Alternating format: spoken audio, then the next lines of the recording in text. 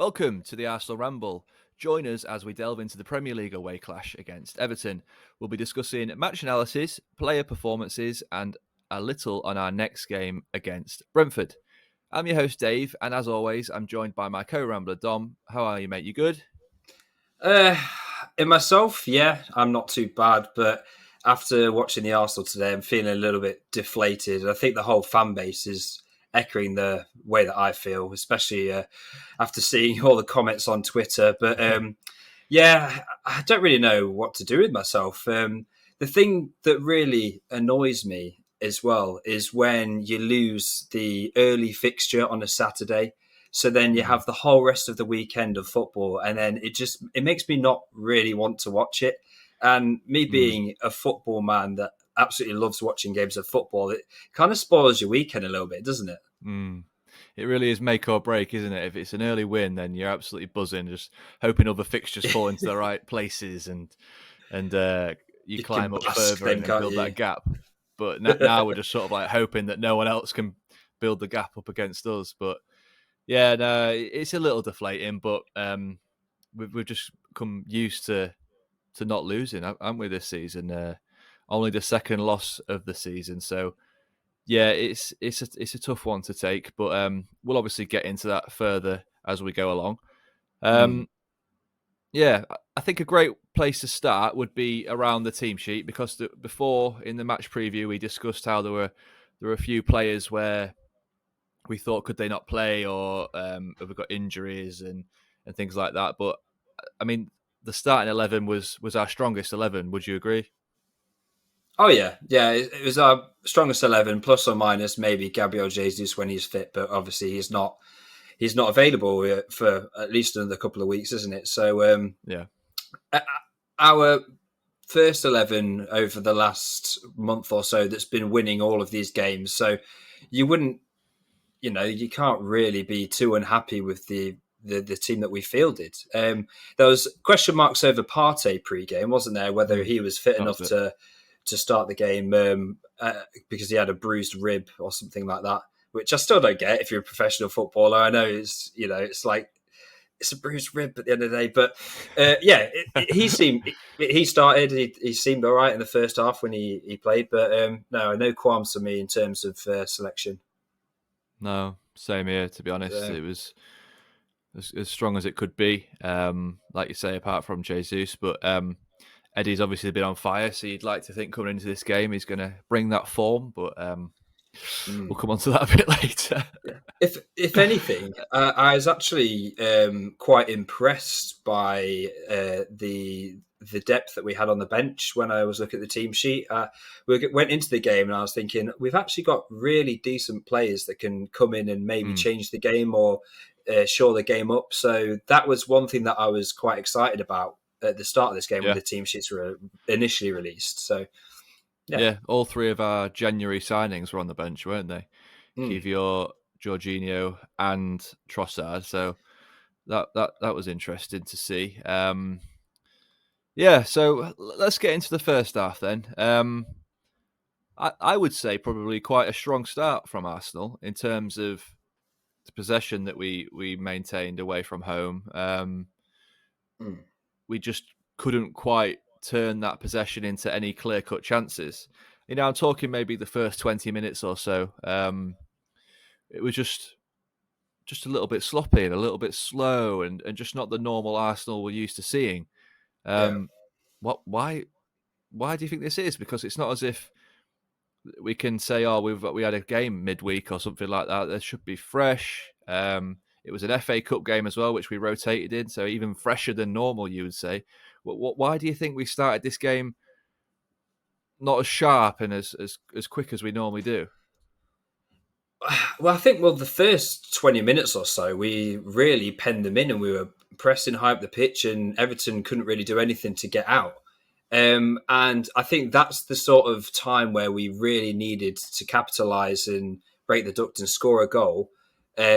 Because then Everton would have had to then come onto us and be a bit more exposed at the back. But the way that Sean Dyche sets up and the way he's always set up when he was at Burnley is quite negative football. He's going to park the bus a little bit. He's going to frustrate you in, try and keep you at arm's length and defend the width of their box, really. So after we didn't manage to turn any of our, I'd say chances, but like half chances in the first 15 minutes into anything decent, then you knew that it was going to be a tough day for us. And Everton, they're a very physical team, and you never really felt like we were going to be a threat from corners or from free kicks or anything like that. You felt like the only way that we would have a chance to be able to score against this team is by a bit of magic, playing through them, a bit of quick passing, quick feet. But it just wasn't really gelling for us. And apart from like the first 15 minutes or so, we really fell off. And I think a lot of that came when Everton managed to counter and they ended up having a chance. And then I think it kind of worried the Arsenal players. It made them. It was like a counter punch from a boxer that wasn't expecting it, and we were like, oh, maybe we need to be a bit careful and worry about the counter, maybe. And then that stopped us from being so dominant in the game. And you saw that with the lack of dominance and the lack of high pressing up the pitch, it then allowed Everton to then, grow into the game, and they started to come out and they started to play. Yeah, the more mistakes we made and the sloppier we were and the slower that we played the game, the more belief it gave the Everton players, I think. And ultimately that's what led to the first half becoming just a bit of a scrappy, nullified half, I guess. Like you say, it was a game where, in fact, I tell you one thing I think that Everton have done coming into this game is I think they've watched that Newcastle game where we drew 0-0 and have adopted similar defensive styles to what Eddie Howe employed in that game. Mainly the doubling up on our wingers in Saka and Martinelli, because even tripling at times, which is again exactly what happened in that Newcastle game. Saka was essentially nullified, really. He didn't really have too many opportunities. When he got the ball, he was practically smothered. Same with Martinelli. So I think they've watched that game and learned from it, and it's clearly worked. And do you think that's something that other teams are gonna look to do, maybe with against this Arsenal team? Do you think they've found a potential weakness? I feel like Newcastle have definitely created a mould for other teams to follow, to be able to play against Arsenal and how to stop us from playing. And 9 times out of 10, we do end up breaking them down in the end. But if they do end up being able to hold us, like as we saw in this game into the second half, etc., then they only need one chance, and the game turns on its head then, really, doesn't it? And then they go even more defensive. So, I do think that Newcastle, after we played Newcastle, other teams will look at us and they'll say, if we're going to get any points from Arsenal this season, we cannot expose ourselves at all, really. There's no chance we can do that, because we're going to get punished, because they've got the quality of players to be able to hurt us. So, and it's quite frustrating, really, because it makes for quite boring football matches. And I quite like watching nice, free-flowing football. But you also understand that lower end of the table teams, they need to take the pragmatic approach, because every point is valuable for them. Even Everton came into this game today, don't get me wrong. Of course, they're buzzing with the win, but they came into the game today really wanting a draw. They wanted at least a draw. That was the game plan. And they set up that way, and fortunately for them, they got a set piece, and the rest is history. But I do think this is it's going to be a common theme in the next few fixtures, at least, because there are next 5 or so bottom half teams, aren't they? So as well, I think it's made worse by the fact that we haven't got Jesus in the team, because he drops a little bit deeper and can almost spin players on a 2p coin. He's got the ability to draw players out and then dish it to those wider forwards. Eddie's more of a fox in the box sort of player. He relies on the service of Martinelli and Saka.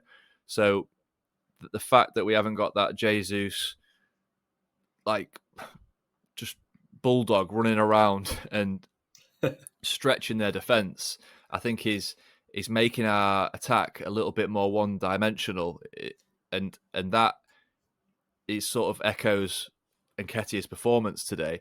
He barely had a touch because Saka and Martinelli weren't on the ball.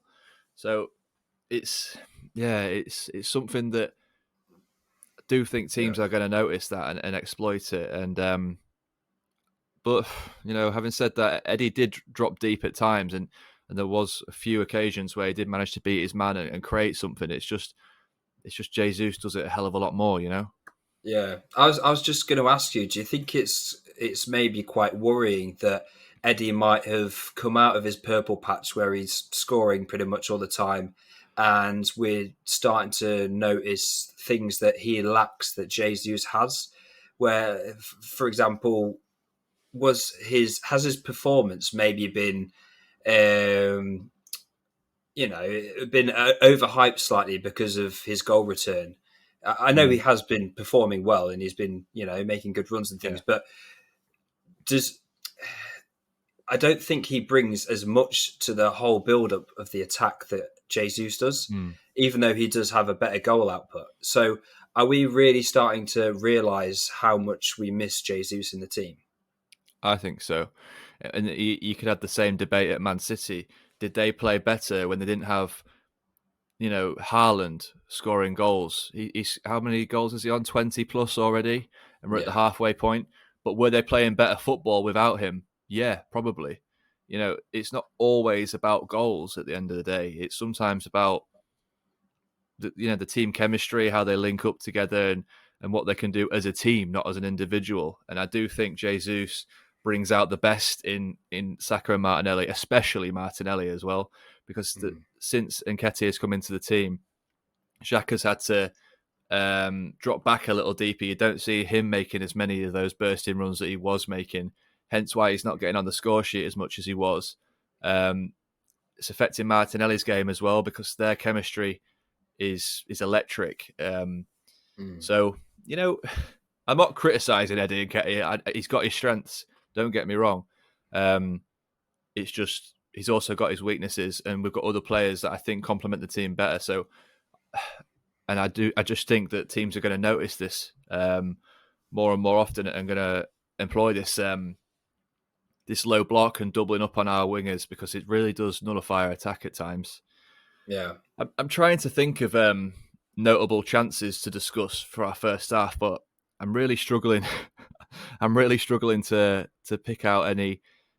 Our best chance probably fell to Eddie Nketiah. I think it was Saka sort of having almost had his shirt ripped off his back out on the wide right. Managed to get a through ball through to Eddie, and he sort of just blasts over. This is probably our best chance, and if it was going to be a day where we got anything, it was a day where he had to take his chances, and unfortunately he didn't on that one. Yeah, what did you think to that chance? You think it was just a half one, or? Yeah, it wasn't really a clear-cut chance at all, was it? I think we're clutching at straws if we're going to call that a proper chance. Yeah. So I think you got to give Everton a little bit of credit for how well they defended and how well they nullified us, especially in the first half, and obviously for most of the second as well.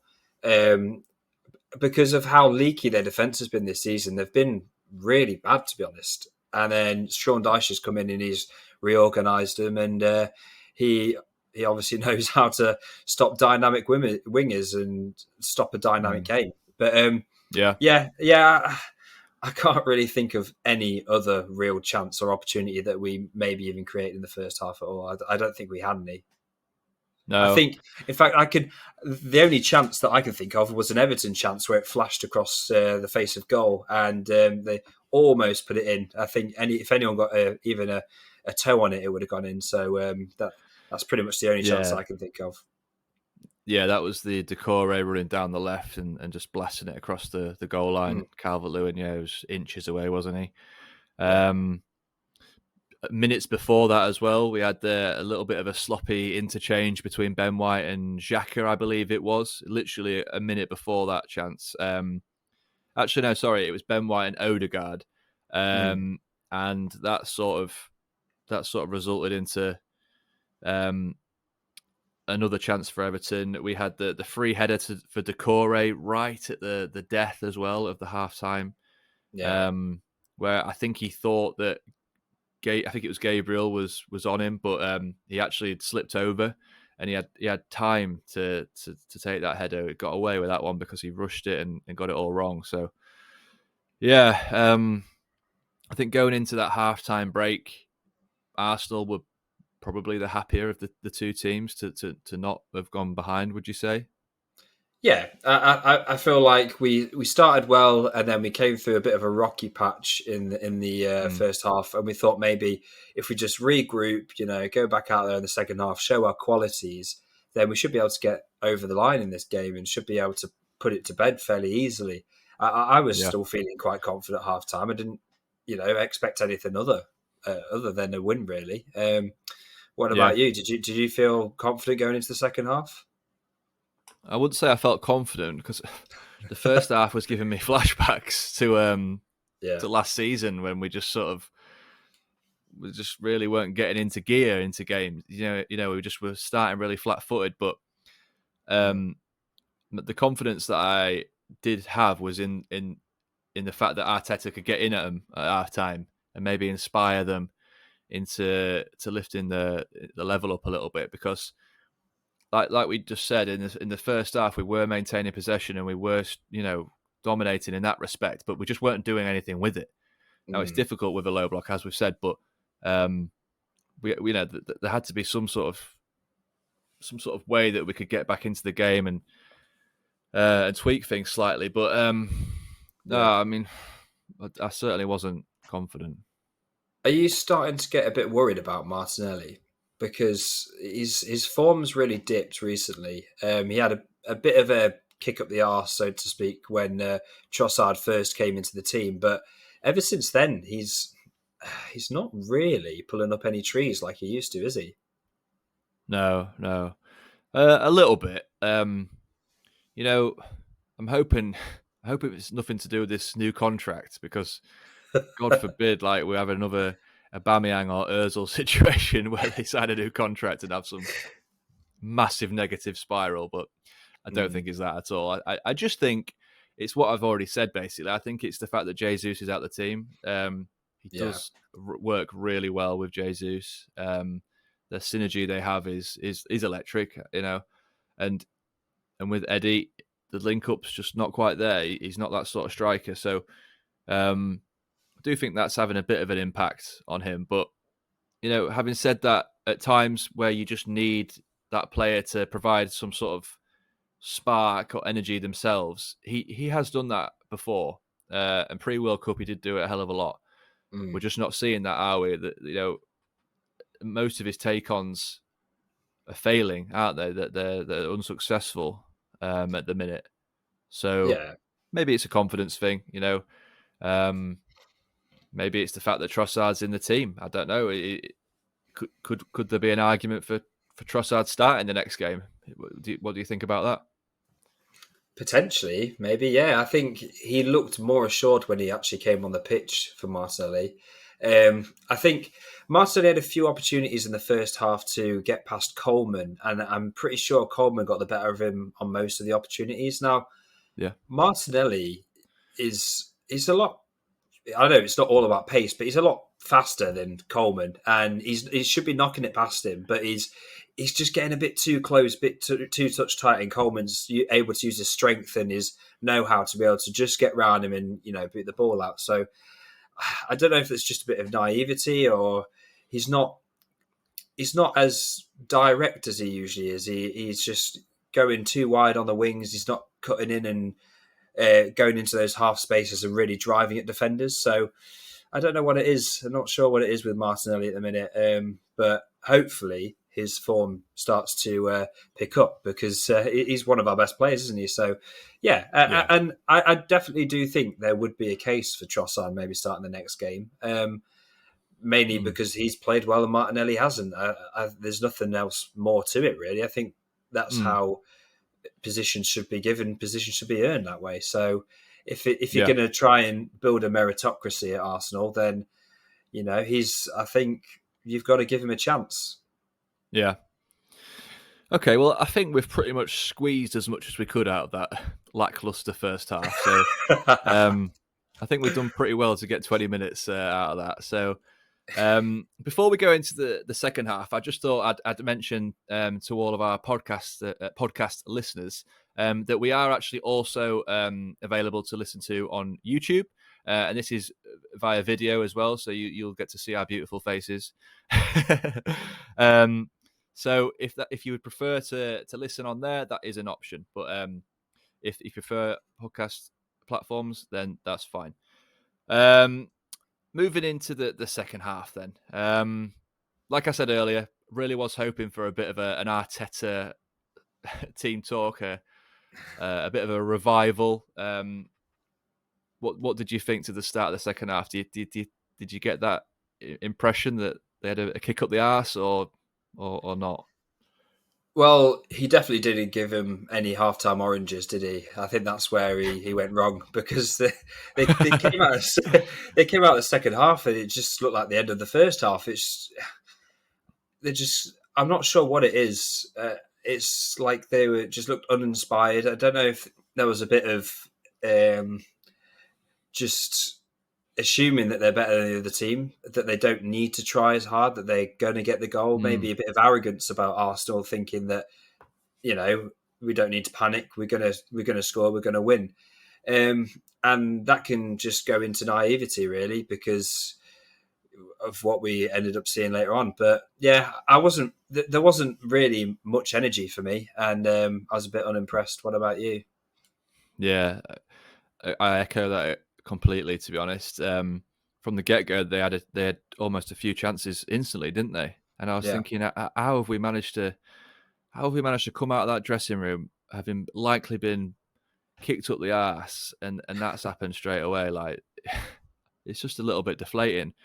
That's when my confidence absolutely went rock bottom for this game, because if you've not got that bounce, then I don't know when you're going to get it. I was starting to think maybe some early substitutions would have helped. Maybe even half-time substitutions, because like in that United game when we had Tomiyasu on at half-time for Ben White, I know there was an element of him being on a booking in that game, but there was also a big part of him underperforming. And you could say the same again. There was a few players in this game that were underperforming. Ben White probably was one of them, not to his normal standards. I was thinking, maybe could we have seen a Tomiyasu come into the side at half time, reinvigorate things a little bit. I know he's a defensive player, but it just adds that stability coming out from the back, especially towards the end of the game. That they well, not the end of the game, but in the second half, they did start pressing us quite high, didn't they? They weren't necessarily playing a low block. They were trying to force us into errors, because the only way of them getting into the game was through our error or a set piece. So if they were going to get anything, it was via that. So really disappointed, really disappointed. Yeah, and to be honest, I was quite looking forward to seeing our new players come on as a sub to maybe try and change the game, because a lot of us want to see a Trossard or see Jorginho come on and influence the game, so it kind of validates our decision to even buy them in the first place. But we ended up seeing Jorginho come onto the pitch, and I was thinking, right, come on then, let's see what you can do. And I think it was pretty much a minute or 2 minutes later, that's when we ended up conceding. And I know it wasn't Jorginho's fault, but it just kind of puts a dampener on his debut for Arsenal, doesn't it? It was a bit of a. I know I'm using the word naive quite a lot, but it was definitely a naive goal to concede, especially against a Sean Dyche team, because we concede the corner, and then I know I know teams play with this zonal marking, but I feel like if you've got a big guy in the box, you need to have a big guy on him. And if you have Bukayo Saka marking Tarkowski at the back stick, then that's a recipe for disaster for me. And the ball just floats over the top, comes to the back stick, and Saka, for all of his qualities and everything that he does great in an attacking sense, he really fumbled on this one. He attempts to grab Tarkowski, but he literally just brushes him. He doesn't even get in his way, doesn't hinder him at all. And Tarkowski just literally like flicks him off like his little fly. And then his next line of defence that he has to go up is Odegaard, who just gets absolutely out-muscled by him, and he like pushes him down like he's a kid and then heads it in. And yeah, I feel like you can have all of the zonal marking and things that you want, but sometimes you just need a bit of common sense. And when you're playing against a team like playing against a manager like Sean Dyche, and you know that he loves his set pieces, you need to have big guys on big guys, and we just didn't do that in that opportunity for Everton. So it was pretty sloppy from Arsenal to concede that, and then you go 1-0 down, and you're really fearing the worst at this point, aren't you? Yeah. The one game you don't want to go 1-0 down in is away at Goodison Park, to be honest. Echoing the marking for that goal as well. Why have we got two of our most slightest players on a big centre back? I don't understand that. I don't understand that logic. And it wasn't as if there weren't warning signals as well from the previous 4 or 5 corners they had. I mean, I think they had a succession of about 4 in a row at one point. Every one quite dangerous, really. They weren't. They weren't particularly well defended. But having said that, we're not a team that concedes headers, are we? I mean, the Martinez one against United was the first header that has been scored against Arsenal all season. And let's be honest, that doesn't barely even constitute as a header, because if you remember, it was some weird little nod from his little loopy knee level height.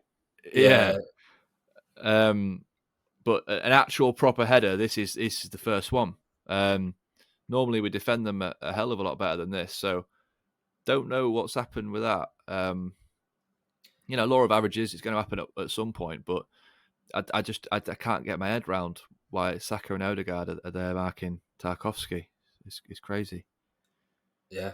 I don't understand it either. And if you look at the replays as well, you can see that everybody gets sucked right into pretty much into the 6-yard box. So it's like Tarkowski has a free run at the back stick, and he's able to just swat off 2 smaller players and then head it in.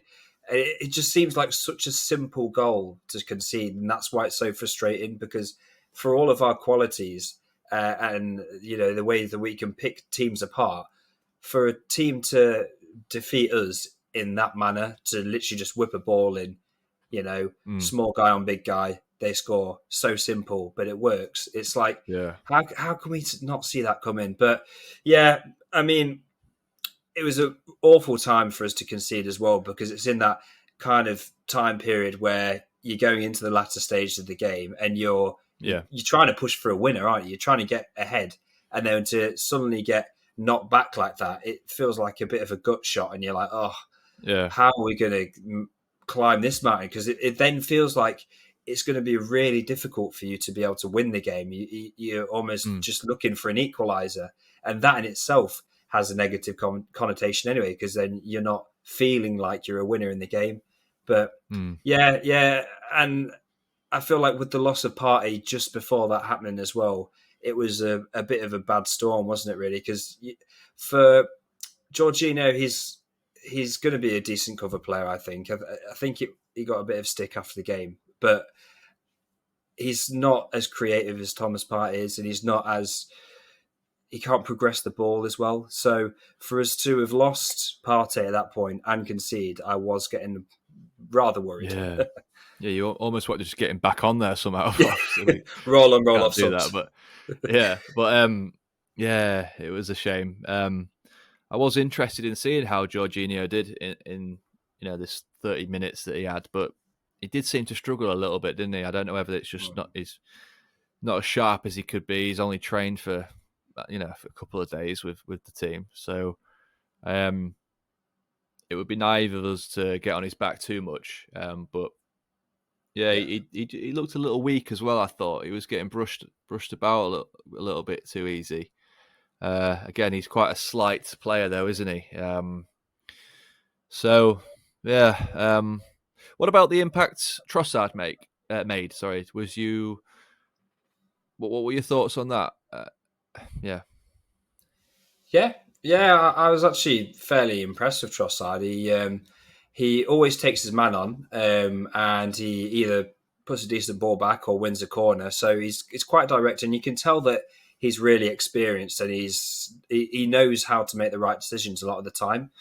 I think he actually had probably one of our better efforts in the second half, which was a shot, a shot on target, but it was a bit too much straight down the keeper's throat, and he pretty much caught it. But he's always prodding, he's always probing, and I think he's going to be a competent change in case we need it in the future. But so I don't have any worries about Trossard at all, really. But going back to our midfield, and you're saying how we felt quite slight, I definitely would agree with that, especially losing the physicality of Thomas Partey. And then when Odegaard also got changed for Vieira, you've got Jorginho and Vieira, and they're both quite, frail characters against the likes of Onana. He was someone that we were linked with. He's an absolute beast, isn't he? I've not actually watched that much of him before. Not really, I've watched the odd Everton game here and there, but seeing him today, he completely dominated that midfield. Just strength, his power, his pace, he looks, twice as big as Vieira. Eat him for breakfast. So, you feel like if you're going to have a player who relies on their technical quality, they need to be able to use that to not get out muscled off the ball. But it just felt like it was men against boys at periods in the midfield. So I feel like that is where we struggled the most today. Yeah, massively. Yeah, we kind of did lose that midfield battle, didn't we? But yeah, I mean, Doucouré, Onana, and Idrissa Gueye, that's basically three holding midfielders, isn't it? Yeah. But midfielders that can play with the ball as well. They're not just there to tackle, So, yeah, I think physically, definitely lost that battle. So a little bit later in the second half, we had a bit of a penalty shout for, I think, was it Neil Maupay that sort of... It was on Gabriel, wasn't it? Yeah, he sort of fell into Gabriel or tackled, it wasn't that clear, but he tackled Gabriel and he fell into another one of the Everton players. It was looked at by VAR. Wasn't given initially as a penalty, but what were your thoughts on that one? I'm going to try and be unbiased, but I do genuinely think that it was a penalty. I've got to say, I think it was a penalty just because Gabriel, he's on the other side of Gabriel, and he's nowhere near the ball, and he just trips him up inside the box. Like anywhere else on the pitch, he's impeding him, and he's stopping him from getting to the ball, and that's a foul. Of course, it's a foul. Like it's ludicrous that they haven't given it as a foul. I know they could say, oh, well, it's not the strongest challenge in the world or anything. But if you trip someone up from behind, whether you mean it or not, which I think he definitely would have meant it because Neil Maupay, sidetrack, but Neil Maupay, whatever team he plays for, Brighton, Everton, he is on my expletive list. But he's on that list along with Richarlison and Anthony, and there's a few others on there. But Neil Maupay, for some reason, that guy, he seems to wind every player up and wind me up as well when I watch him. And, ever since he did that to Bernd Leno, he's been on the list and he's never removed himself from the list. But, yeah, so Before I got sidetracked, yeah, I do think it's a penalty. What did you think? Did you think it was a penalty Yeah. as well, or? No, I completely agree. It's one of those, isn't it, where if the referee gave that as a penalty initially before VAR got involved, VAR's not overturning that. But because Mm, it's not a clear and obvious error, they've just kept with the on-field decision. That's the frustrating thing about VAR. It's just trying to be a safety net for decisions, but I think it's almost making referees not call anything because they think, oh, well, VAR will sort it out. But mm. then VAR won't sort it out because it's not a clear and obvious error, but it is an error. it's, Yeah, it's a really, it's a hard one to describe. But yeah, like you said, if that foul happened anywhere else on the pitch, if that tackle happened anywhere else on the pitch, it is a foul. So yeah, it's a yeah. Of foul in the course it box. is. It's just a case Um, of them delegating responsibility to each other, and then no one actually taking responsibility, and then the outcome of it is there's no penalty. And mm, I hate it when they say um, it's not clear and obvious enough for it to be given as a penalty, because to the viewer, to us watching, it's clear and obvious. yeah. If they have made an error, it's either an error or it's not an error. Mm, If the referee has made an error, it's either they make a decision. Sorry, it's either correct or incorrect. If you look at it again and you see that they made an incorrect decision, then there's no clear and obvious or anything about it. If you can see they've made an incorrect decision, you then say, "Look, mate, you made an incorrect decision. mm, You should have a look at it again." At least let them have a look at it again, because yeah.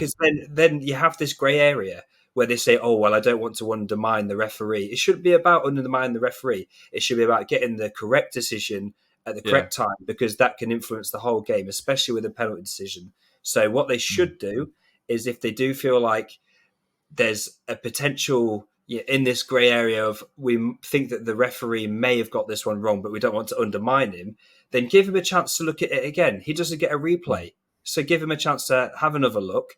And then if he yeah. does think, oh, maybe I got this one wrong, then you're not actually undermining him, are you? He's going back on his own decision and calling it. Mm, So yeah, yeah. it's frustrating, and it definitely needs to be looked at. Maybe over the summer for next season, because for whatever reason it's just not working right now. No. I wish we had something similar to like they do in tennis, where you've got your three calls that where you can like ask the referee to go and check it on the monitor, because I could Yeah. understand it from a devil's advocate point of view, where you want them looking at the monitor for every decision because it's just going to slow the game down massively. Mm. Um, and you've got 60,000 people in a stadium. You don't want them waiting for a round, and all the people watching. You don't want to be waiting around every 5 minutes for things like that to happen. Yeah. But maybe if we had it limited to 2 or 3 um, contests where they should look at whether the manager feels like they should look at that again and and, Mm. and potentially change their mind. Maybe that would be something. It's a tough one, Well, but for me, it's not working. but we're literally in 2023, right? So in this day and age, why is there not the technology to be able to just maybe put some big screens all the way around? You could have, you see in the Emirates, you've got a screen in each corner. Um, why is there not the technology so that the referee doesn't even have to walk over to the screen? They could just play it as soon as they see a big decision. They can replay it there and then see, everyone in the whole stadium then can see whether it's a right or wrong decision, and then you Mm, can make it there and then. You don't have to have contact with VAR, then say, "Oh, let's go and look at the screen." Then if you've got the screen there in front of you, you can just mm, see, "Oh, maybe I've made a wrong one. Maybe I've made an incorrect decision. Let me go have a look, and then I'll change my decision, maybe." yeah, But yeah, it's just infuriating. It really does yeah. annoy me. Just the fact that, or just the fact that referees were to just ref the game as they normally would and forget about VAR. If you treat it as a safety net thing, great. But they're not doing that. They're statistically, there's many less pens given now than there was pre-VAR, because they think, well, if it's wrong, then VAR will pick it up.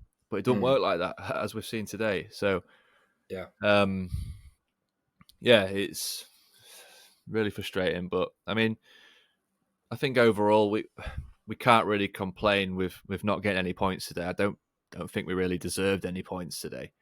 So ultimately, we can't really gripe with the result. Everton came with a game plan and executed it really well, and we just can't. Yeah, We can't be yeah, too bitter about that one. I completely agree. Going back to Neil Maupay, You really hate that guy, don't just you? yeah, I do. Do you think there was a case for him to have got a red card near the end of this game What was because of Zinchenko? with Zinchenko? Yeah, because of the way he reacted, it looked like to me he got dragged down and then came up, and then he tried to drag Zinchenko down to the floor. He Yeah. tried to like attack him, but then also falls to the floor as well. So it looks like he's getting hurt. Like it's like trying to play the dark arts game, and especially in this day and age where there is cameras and things like that, and they do use the VAR for violence. It just seems really daft to try and start anything like that. But do you think that there was a case maybe that he should have got sent off, or just a bit of Nah, 6 of one, not. half dozen of the other?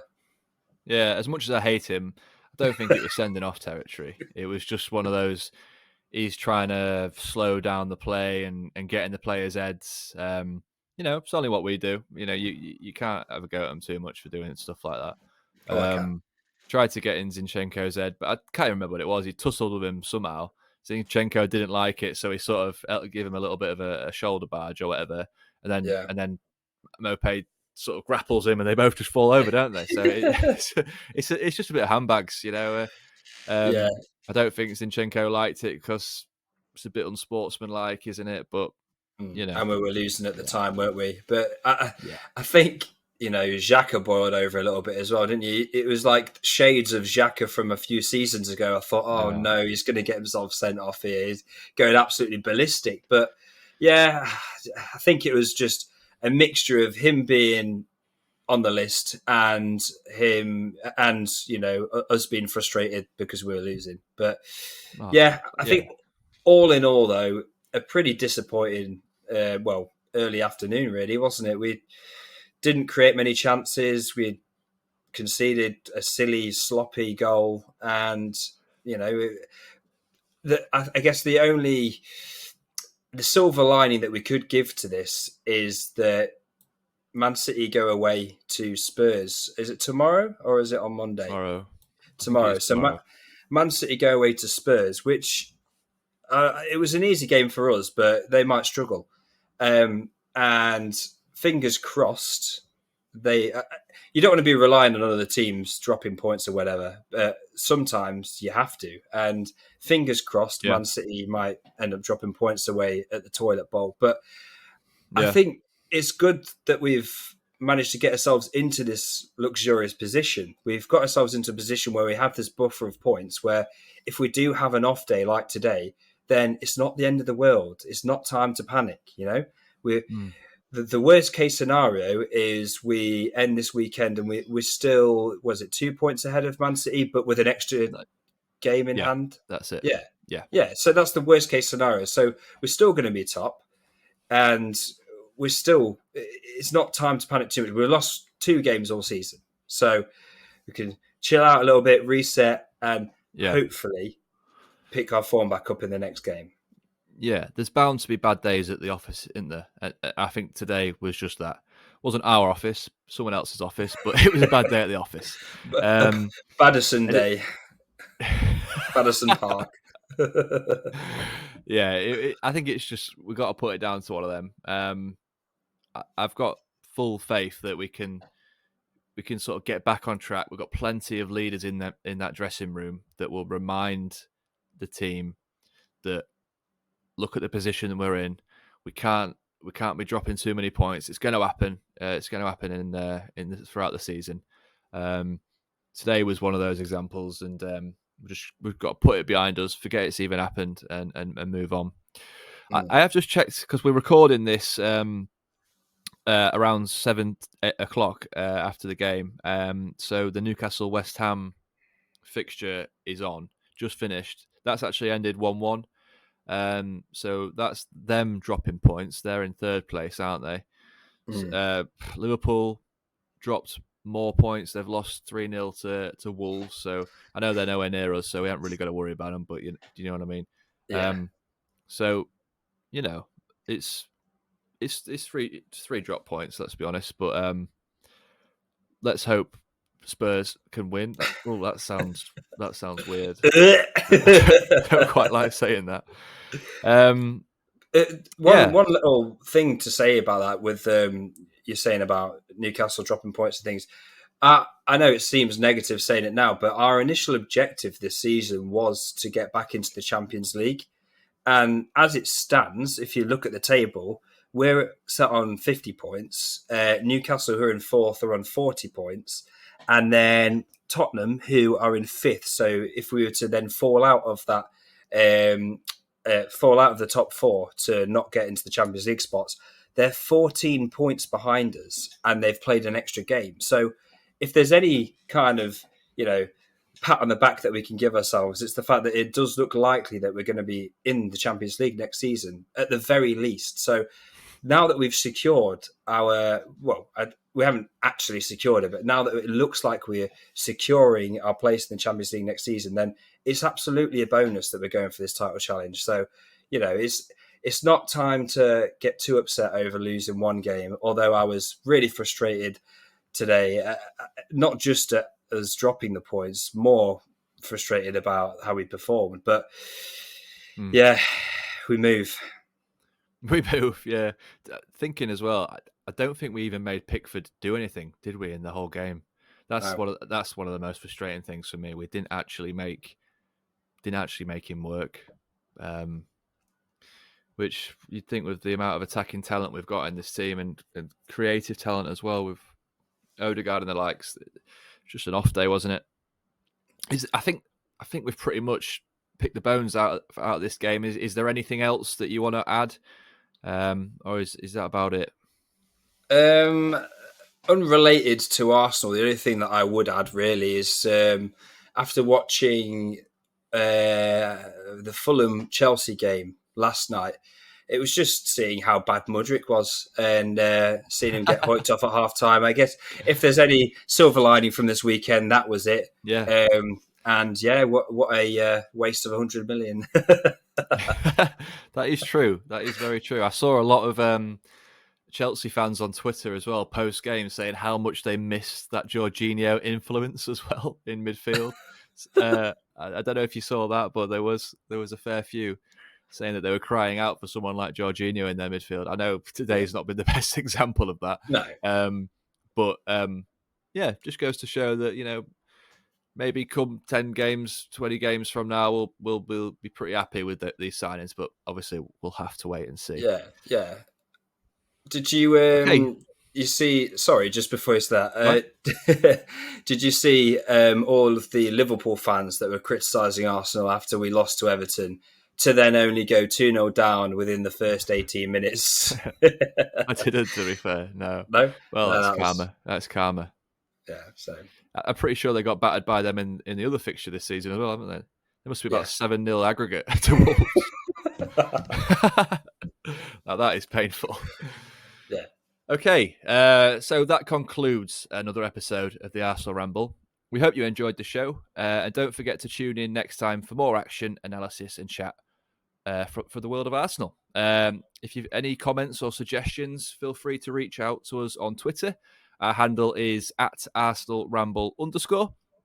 And also, if you're listening on Apple Podcasts, please consider writing us a review, as it really does help with getting the podcast out to more people. So that's it for today. Thank you guys for listening, and take care. Take care.